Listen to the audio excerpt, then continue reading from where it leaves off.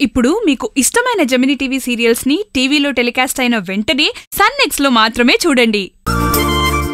ఇలా చూస్తుంటే నువ్వు ఆనందిని మొదటి రోజు ఇక్కడ తీసుకొచ్చినప్పుడు బాబాయ్ బాబాయ్ బాబాయ్ బాబాయ్ ఇప్పుడిప్పుడే తను నాతో మాట్లాడుతుంది. నువ్వు పాతవన్నీ గుర్తు చేసి మళ్ళీ ఇబ్బంది పెట్టకే ప్లీజ్ ప్లీజ్ ప్లీజ్. సరే ఆనంది, నువ్వు లోపలికెళ్ళా. అశ్విన్, నువ్వు బైక్ కొంచెం మెల్లగా నడుపు. నేను జాగ్రత్తగానే నడుపుతానే. నువ్వు మొదటిసారి బైక్ మీద ఇక్కడికి తీసుకొచ్చినప్పుడు చాలా నెమ్మదిగా తీసుకొచ్చావు. ఈ రోజు మాత్రం చాలా వేగంగా తీసుకొచ్చావు. అంటే నువ్వు స్పీడ్గా డ్రైవ్ చేస్తున్నావు అనే కదా అర్థం. నేను అప్పుడు ఇప్పుడు బండిని ఒకేలాగా నడిపాను, కానీ నా బండి మీద కూర్చున్న మీ మానసిక స్థితిలోనే తేడా ఉందనిపిస్తోంది.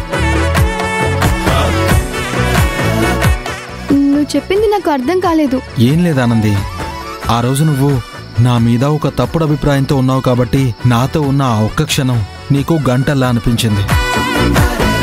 ఈరోజు నా మీద నమ్మకంతో మంచి అభిప్రాయంతో ఉన్నావు కాబట్టి నీకు సమయమే తెలియలేదు.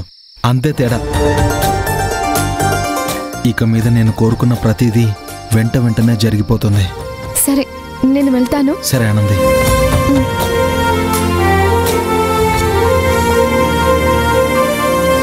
అశ్విన్, నువ్వు ఆనంది ఎప్పుడు కలిసిపోయారు? ఈరోజే బాబాయ్. నీకు ఆ రోజే చెప్పాను కదా నీకంతా మంచిగా జరుగుతుందని. ఇప్పుడు చూడు, మీరు ఏ గొడవ లేకుండా చక్కగా ఉన్నారు. తనకి నా పైన నమ్మకం కలగడానికి ఎంత కష్టపడ్డానో తెలుసా? తల ప్రాణం తోకకొచ్చేసిందన్నమాట. ఇక మీదట ఏ సమస్యలు ఉండవు. మీరిద్దరూ ఎప్పటికీ విడిపోరు. నీకు విషయం చెప్పాలి అశ్విన్, ఆనందీకెవడో తెగ పార్సిల్స్ పంపిస్తున్నాడు. వాడెవడో తెలుసా నీకు? లేదు బాబాయ్, నాకెవడో తెలీదు. నిజంగా తెలీదా? తెలీదు.